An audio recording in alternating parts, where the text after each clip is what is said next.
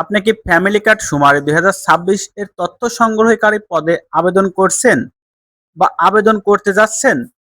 তাহলে এই ভিডিওটি না দেখে আবেদন করবেন না, কারণ ছোট্ট একটি ভুলের কারণে আপনার আবেদন বাতিল হয়ে যেতে পারে।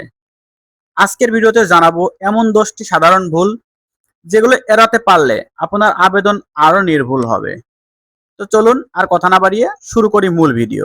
সর্বপ্রথম যে ভুলটি আপনারা করে থাকেন সেটা হচ্ছে আবেদনপত্রে ভুল তথ্য প্রদান। নাম, জন্ম তারিখ বা এনআইডির তথ্য ভুল হলে আবেদন বাতিল হতে পারে। 2. শিক্ষাগত যোগ্যতার তথ্য ভুল দেওয়া। সার্টিফিকেটের সঙ্গে আবেদনপত্র তথ্য না মিললে সমস্যা হতে পারে। 3. অস্পষ্ট বা ভুল কাগজপত্র আপলোড। ঝাপসা বা অসমাপ্ত স্ক্যান কপি গ্রহণযোগ্য নাও হতে পারে। যেটা আপনারা করেন কি আবেদনপত্রের সঙ্গে এমন কিছু ফটোকপি দেন যেটা দেখে কোনোভাবেই কোনো কিছু নিশ্চিতভাবে করা যায় না। এমন কাগজপত্র আবেদনপত্রের সঙ্গে দিবেন না। 4. ভুল মোবাইল নম্বর বা ইমেইল। যোগাযোগ করার সম্ভব না হলে গুরুত্বপূর্ণ নির্দেশনা মিস হতে পারে। অর্থাৎ আপনি যদি একটি ভুল মোবাইল নাম্বার বা ভুল ইমেইল অ্যাড্রেস দেন, তাহলে তারা আপনার সঙ্গে কোনোভাবেই যোগাযোগ করতে পারবে না এবং আপনার আবেদনটি বাতিল হয়ে যাবে। 5. নির্ধারিত যোগ্যতা পূরণ না করা। বিজ্ঞপ্তিতে উল্লেখিত শর্ত পূরণ না করলে আবেদন অযোগ্য হতে পারে। 6. একাধিক আবেদন করা যদি বিজ্ঞপ্তিতে নিষিদ্ধ থাকে।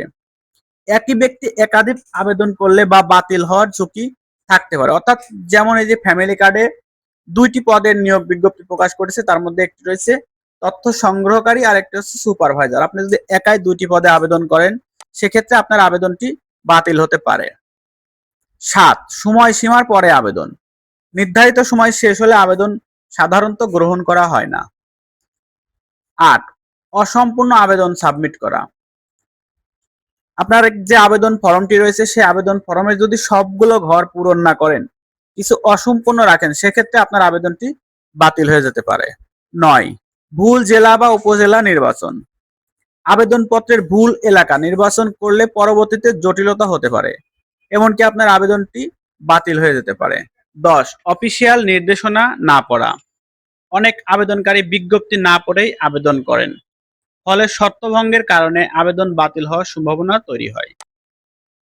শেষ কথা, আবেদন করার আগে অবশ্যই অফিসিয়াল নিয়োগ বিজ্ঞপ্তি ভালোভাবে পড়ুন এবং প্রতিটি তথ্য যাচাই করে তারপর আবেদন সাবমিট করুন।